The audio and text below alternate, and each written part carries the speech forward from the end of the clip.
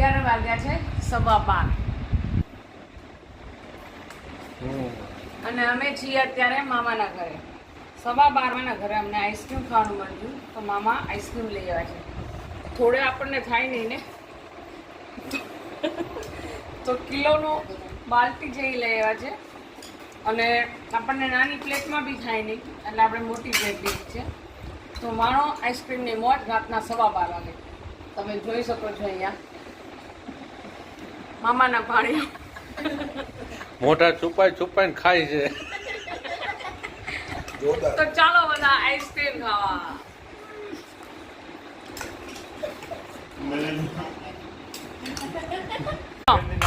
આ બે મામીઓ છે એ આઈસ્ક્રીમ પીરસવા સ્પેશિયલી બેઠા છે અને આ બધા ભાણીઓ આઈસ્ક્રીમ એન્જોય કરી રહ્યા છે.